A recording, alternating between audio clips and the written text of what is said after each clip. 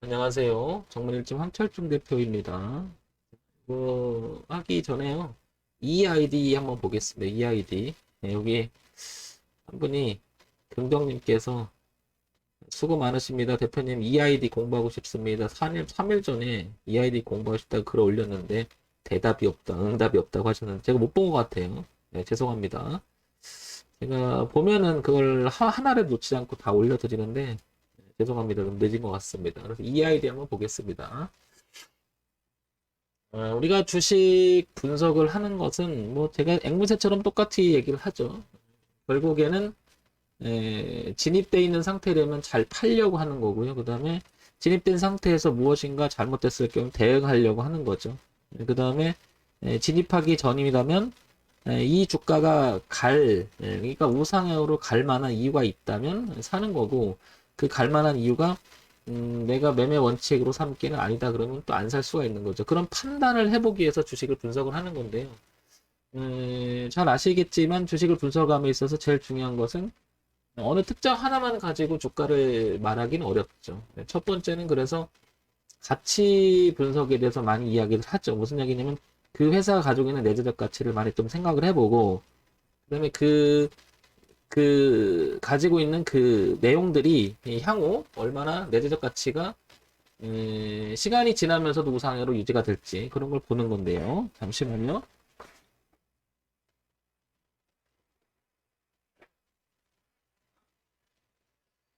뭐 그런 부분들은 기본적으로 우리가 다 알고 있지만 실질적으로 주식 매매를 하면서 적용시키는 쉽지가 않죠. 그 다음에 이제 두 번째는 가격의 움직임만 보고 차트 분석이라고 하죠. 그래서 가격의 흐름을 보고 수급의 논리, 그 다음에 어디서 의미 있는 가격대에서 많이 움직였는가, 뭐 이런 걸 보는 거죠. 그래서 기본적으로 기술적 분석에서는 지지와 저항을 가장 많이 볼 것이고, 그 다음에 추세선을 많이 보겠죠. 그 다음에 이제 채널 정도, 뭐 이런 것은 그냥 보편적으로 많이 우리가 분석하는 방법이라고 하죠. 어떤 방법을 취해도 정답을 찾을 수는 없을 거예요. 그 다음에 이제 정보 분석, 세 번째는 이 정보 분석은 뭐냐면 항상 얘기 드리는 게 뭐냐면 어떤 이슈나 어떤 테마를 형성하고 그 다음에 주가의 움직임이 어떠할지, 그게 이제 향후 지속적으로 영향을 미쳐서 돈도 잘 벌고 결국에 이익금이 많이 나는 그런 구조로 갈지에 대해서 생각해 보는 것이 이제 정보 분석이라고 하죠. 이 아이디는 지금 520원의 주가가 있잖아요. 어제 대비 뭐 8원 정도 올라서 1.56% 이렇게 있는데, 그래서 한번 이렇게 보게 되면 이 아이디 이제 거래소에 상장이 되어 있고 소형주죠. 유통업으로 등록이 되어 있고요. 그죠? 상장이 되어 있고요. 시가총액이 4,278억입니다. 그죠? 오늘 1.5% 올랐으니까 뭐 4,400억 정도 넘어갈 것 같은데요. 한 300억 정도. 그 다음에 늘 제가 보는 것은, 뭐 여러분들도 이제 제가 방송을 하는 거를 여러 번 보셨다면, 뭐 황 대표 맨날 똑같은 얘기를 하죠. 근데 이제 여기서 많은 경험하고, 제가 보기엔 그렇습니다. 이제 자기 것으로 만들어서 적용하는 거죠, 이제. 뭐 똑같은 얘기를 하니까요. 뭐 여러 가지를 하고 있는데, 그러니까 유통업이죠. 예, 유통업. 근데 이제 EID는 보시면 알겠지만은 이 얘기가 이제 계속 나오는 얘기들 중에 하나죠. 시장에서 이야기 나오는 러시아 백신 관련주 이거죠. 근데 이제 이런 부분들이 여러분도 아시겠지만은 아직 그 우리가 코로나 시대에 같이 살고 있잖아요. 그래서 이게 이 얘기가 막 나오면 주가는 계속해서 움직이기도 하고 뭐 아니다 싶으면 주가가 내려가기도 하고 이런 부분들이 계속 반복적으로 이루어지고 있잖아요. 그래서 저는 이런 이야기는 향후 잠정적으로 봤을 때는 이 이슈가 있는 것은 분명하죠. 그래서 이게 뭐 사실적으로 이 아이디가 관련돼서 돈이 벌 수 있는 그 여건이 된다면 분명히 주가는 위쪽으로 갈 거예요. 근데 이제 그래서 우리가 관련주라고 얘기하고 테마주라고 많이 얘기하잖아요. 그죠? 뭐 이렇게 나오고요. 그래서 저는 항상 그래서 이걸 먼저 봐요. 뭐 저런 것도 다 좋은데 저건 이제 이시 분석 쪽에 가까이 가는 거니까 항상 1년 정도의 주가 흐름이잖아요, 이게. 그러면 1, 4분기, 작년 2, 4분기, 그리고 3, 4분기, 4, 4분기, 올해 1, 4분기, 그리고 2, 4분기, 그 다음에 이제 3, 4분기 지나고 있고, 이제 그 4, 4분기 이렇게 지나겠죠. 그런데 이제, 여기 보면 분기 실적이 공표가 된 게 이제 2020년 9월, 그 다음에 12월, 그러니까 3, 4분기, 4, 4분기, 그 다음에 올해 1, 4분기, 2, 4분기 이렇게 이어지잖아요. 그러면 316억, 450억, 440억, 670억, 7억, 675억 이렇게 되면 올해 들어와서는 뭔가 매출액 구조가 늘어나고 있는 거고 영업이익과 당기적 좋아지는 모습은 분명히 보여요. 그죠? 이렇게. 그러면 주가의 흐름을 보게 되면 작년 후반기 때부터 지금까지의 주가 흐름을 보게 되면 저점은 꾸준히 높아가고 있는 모습은 맞죠. 그런데 이런 것을 매칭시키면서 가장 먼저 생각해 봐야 될 게 뭐냐면 그 전의 단계를 한번 봐보는 거죠. 그래서 이제 늘 제가 얘기하지만 이 연봉을 보는 이유도 바로 이런 건데 지금 750원 부근을 보게 되면 넘어가지 못하고 여기 보게 되면은 2017년 여기가 이때부터 이 750원 밑으로 내려가면서 이제 한참 이기지 못하고 계속 떠돌다가 2019년도에 한번 올라왔죠. 그리고 작년도 이기지 못하고 올해 초에 두 번이나 부딪혔습니다. 이렇게 그죠? 그러면 결론적으로는 지금 얘를 보게 되면 이 가격대 다시 한번 보게 되면 여기 845원부터 여기 얼마죠? 750원 선이 굉장히 중요한 분수령이 된다는 거죠. 그러면 얘가 여기를 넘어가서 안착이 된다는 것은 몇 년간의 주가가 가지 못했던, 몇 년 동안에 갇혀있던, 여기를 넘어가지 못했던 이 부분을 극복할 수 있다는 건데 이걸 넘기기 위해서는 상당한 모멘텀이 필요하겠죠. 반면에 이걸 넘긴다는 것은 모멘텀이 존재하니까 넘길 수가 있고요. 또 하나 주가가 넘기긴 했는데 뭐 내용이 없어. 그러다가 갑자기 여기만 넘겼다가 이렇게 넘어갔다 다시 꼬부라져서 이렇게 내려가는 소위 말해서 머리만 남기고 우리가 말한 이제 헤드앤숄더로 떨어지면 이 자리가 또 저항으로 바뀌면서 이중 저항이 되면 떨어진다 뭐 이렇게 표현이 되잖아요. 그러니까 어느 하나만 가지고 이야기할 수 있지는 않는 것 같아요. 어쨌든 그래서 분기 실적 자체는 뭔가가 좋아지는 건 같은데 영업이나 당기 수익이 이번 분기 내에서 지난 분기죠. 그러니까 2, 4분기 올해 2021년 들어서 조금 좋아지는 모습은 좀 보입니다. 그죠? 그래서 향후 주가는 이렇게 올라갈지 될지 모르겠지만 지금 현재는 이렇게 수렴 형태를 지금 이루고 있다는 거죠. 그러면 여기서 이제 우리가 연간 실적도 볼 필요가 있겠죠. 그러면 작년의 후반기부터 후반기에 비해서 올해 전반기는 그래도 좀 나은 매출 구조를 가졌으니까 여기 한번 쭉 보게 되면 2017년, 2018년, 그리고 2019년, 2020년 동안 매출액은 충분히 증가해요. 이렇게죠. 근데 문제는 실적이 있음에도 불구하고 영업이나 이런 부분들을 아직 이익에 가시화시키지 못하는 부분이 발목을 좀 잡고 있는 것 같습니다. 그런데 작년보다는 올해 좀 더 좋아질 가능성이 높아지죠. 분기 실적의 추이를 봤을 때는 그렇죠. 그러니까 연간 실적도 좀 좋아지고 있고 분기 실적도 좋아지는데 뭔가가 가시화시키지 못하는 부분이 좀 아쉽다. 연간 실적 쪽에서 그죠? 어쨌든 이런 내용이 있고 그래 기본을 보니까 기본은 좋아지려고 굉장히 애를 쓰고 있다. 그러다 보니까 작년 그 코로나 때 웬만한 종목 빠졌을 때 그때 저점을 찍었을 때 같이 찍어주고 그죠? 턴하는 모습은 좀 있어요. 그죠? 이렇게 올라가려고 하는데 결국엔 관건이 얘는 730원하고 꾸준히 저항을 받았던 여기 845원대를 지금 넘어가 주느냐가 가장 중요한 가격대임을 알 수가 있는 거죠. 그러면 모멘텀하고 내용하고 차트하고 모든 것이 오른쪽 위로 안착이 되는 지점이 여기를 안착이 돼야 된다는 얘기죠. 제가 늘 얘기하는 게 이것 중에 하나인데요. 이거를 동시에 보는 이유는 안착을 해서 지지하는 모습이 나오고 그 다음에 이제 실적의 내용들이 어떻게 보면 가시화돼가는 모습. 그러면 분기 실적 정도는 계속 좋아져야 되는 추이를 가져야 되겠죠, 그죠? 그리고 넘어가야 될 이런 게 있고 그 다음에 이슈화되고 있는 시장에서 이야기 나오는 것은 뭐 러시아 백신 관련주가 계속 나오니까 가능성은 충분히 있죠. 그런데 황 대표가 준 이런 얘기 하잖아요. 황 대표라면 이건 해볼래라고 이런 말을 제가 가끔 쓰잖아요. 저는 그렇게 생각을 해요. 얘가 이런 가능성은 이미 여기서 한번 있었었죠. 이렇게 그죠? 그러니까 차트 속에서 한번 만들어 놓고 저점을 계속 꾸준히 올라가지만 여기 넘어가지 못했습니다. 그러면 지금 상황은 전 이렇게 보고 싶어요. 이렇게 수렴하고 있는 모양이 아닐까 이렇게 보여지고 싶어요. 이렇게 수렴이라고 하는 것은 아직 그 시장에서 반응하기를 주체 입장에서는 이 종목이 올라가야 될 이유가 모멘텀이 확실하지 않다 이렇게 느껴서 못 갈 수도 있고요. 그죠? 가시화시키는 부분이 남아 있을 수도 있고 또 하나 이제 시장을 이끌어내는 입장에서는 매집을 할 수도 있는 거죠. 이렇게 그래서 어떨지는 모르겠지만 분명히 모멘텀과 가야 될 환경은 어느 정도 조성하고 있다 이렇게 보여져요. 근데 황 대표 보고 하라 그러면 저는 이런 부분들을 조금 잘 안 접근하려고 하는 이유는 뭐 좋다 나쁘다 이런 걸 떠나서 별로 좋아하지 않는 이유는 이런 것 때문이에요. 가시화시키지 못하면 항상 이게 그리고 어느 그 특정 가격대에서 이렇게 저항을 만들어 놓으면 이게 안 가는 것이 문제가 아니라 가는 것이 문제가 아니라 이걸 이렇게 걸려놓고 시간 차이도 엄청 걸리고 끄는 수가 많잖아요. 그러면 이걸 미리 예측을 해서 이거를 이 시간 타임을 소비할 게 아니라 오히려 저는 이런 데 좋아하죠. 첫 번째 넘어가는 자리를 차라리 좋아하죠. 이렇게. 예, 그런데 지금은 중간이 돼 버렸죠. 그러니까 여기서 넘어갈 때 여기서 넘어가는 모습이 좀 나왔어야 했는데 그러지 못했다라는 거죠. 그러면 판단하건대 모멘텀이나 그 실적이나 내용 봤을 때는 얘는 이렇게 수렴하지 않을까라고 생각이 들어요. 이렇게 그죠? 그리고 400원대를 보시게 되면 굉장히 강한 저항대였다가 지지대로 바꿔놨죠. 이렇게 그죠? 그러니까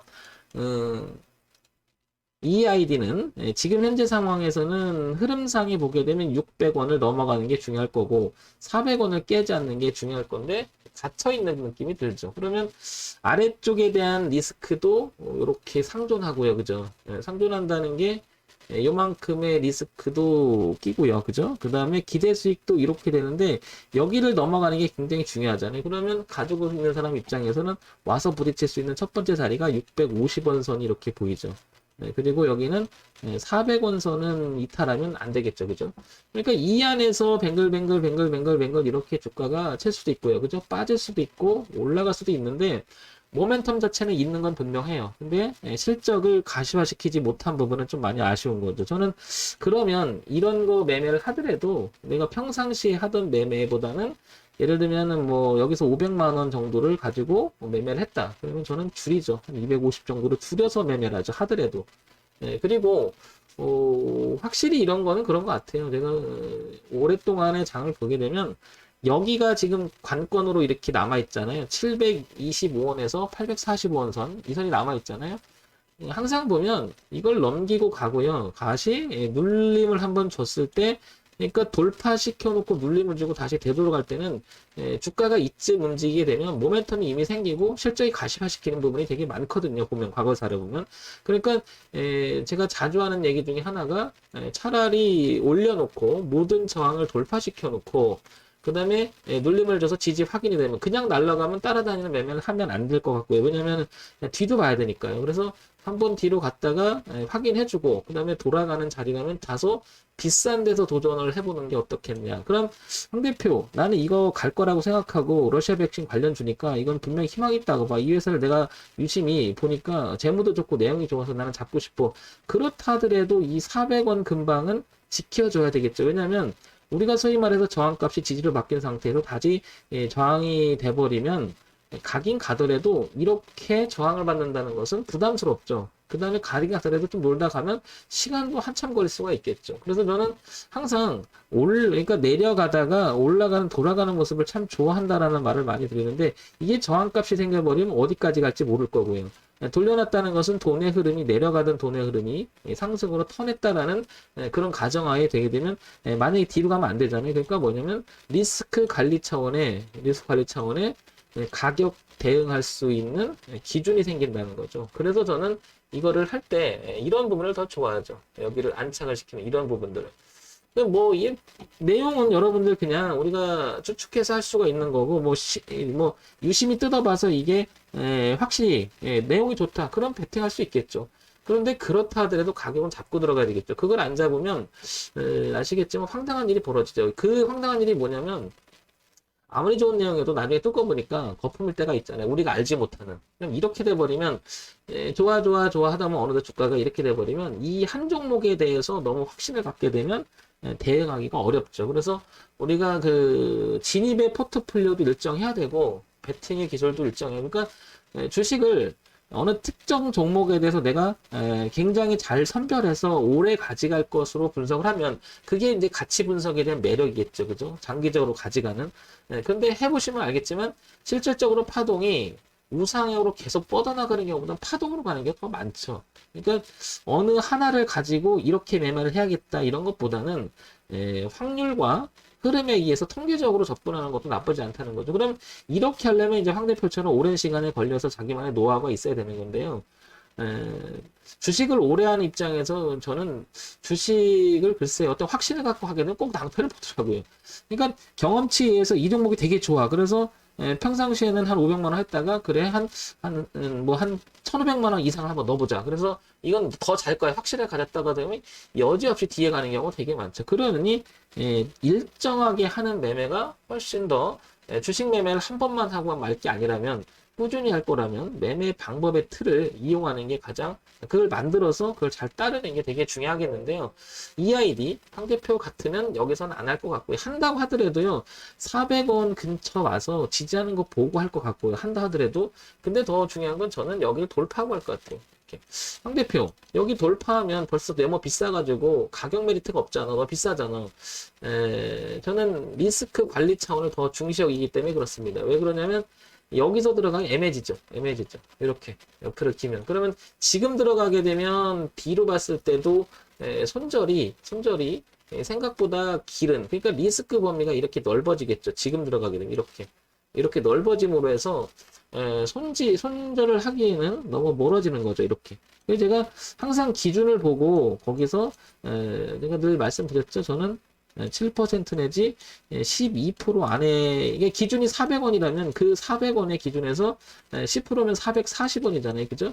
그럼 지금 520원이니까 440원 밑으로 내려오지 않으면 잘 들어가지 않는다는 거죠. 왜냐면 뒤로 잘못되면 그 가격대에서 리스크가 커지잖아요.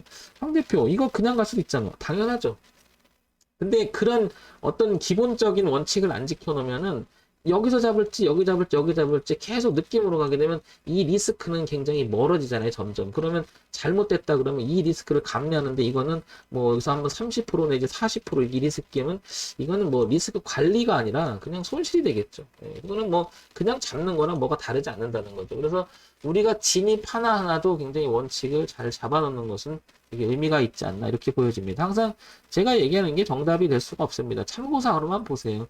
저는 기본적으로 다시 한번 정리해서 말씀드리면 일단은 재무제표 분기실적과 연간실적이 꾸준한 성적이 나오지 않는 종목이면 내가 원래 들어가는 베팅에 많이 베팅하지도 않고 접근 자체를 별로 좋아하지 않고 고려를 합니다. 아 이거는 다음에 미뤄야겠다. 그래서 기본적으로 저는 매출액 구조는 최근 3, 4년간은 꾸준히 이렇게 성장하는 종목을 좋아하고요. 근데 그러면서 여기가 가시화되어 있는 수익이 가시화되어 있는 거. 그 다음에 분기 실적도 성장하는 가운데 속에서 이것도 좀 가시화시키는 그런 종목을 많이 좋아하죠. 그리고 나서 차트상에서는 가격의 기준이 뚜렷한 걸 좋아합니다. 예를 들면 연간 실적과 분기 실적이 우상향으로 올라가는 이런 지지 과정이 뚜렷하게 표현이 된다 그러면 이런 자리를 놓고 뚜렷하게 왜냐면 잘 나가고 있는데 현재 흐름이 우상향으로 가고 있는데 이게 깨졌다고 하는 것은 뭔가 문제가 생겼다고 이렇게 바라보는 거죠. 그러면 깔끔하게 처리할 수 있는 부분이 있고 어차피 그렇다고 해서 주가가 또 이렇게 가지는 않아요. 그래서 내줄 건 내줘야 된다고 저는 생각을 해요. 내줄 게 뭐냐면은 그냥 지는 건 어쩔 수 없는 거죠. 그만큼 내가 그래 정해놓는 거고요. 그 다음에 웬만한 종목이 제가 경험을 해보면 갈 종목은 그 흐름을 타고 가는 경우가 굉장히 많거든요. 그래서 기대 수익과 기대 손실의 비를 많이 보죠.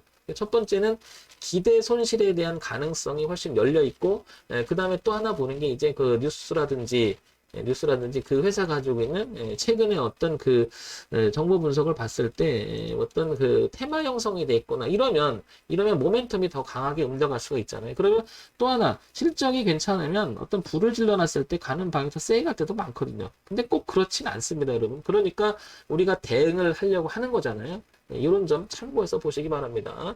EID 너무 늦게 말씀드려서 죄송합니다. 여기 아까 긍정님께서 말씀하신 거 먼저 이 얘기를 하고 시작하니까 참고하시기 바랍니다.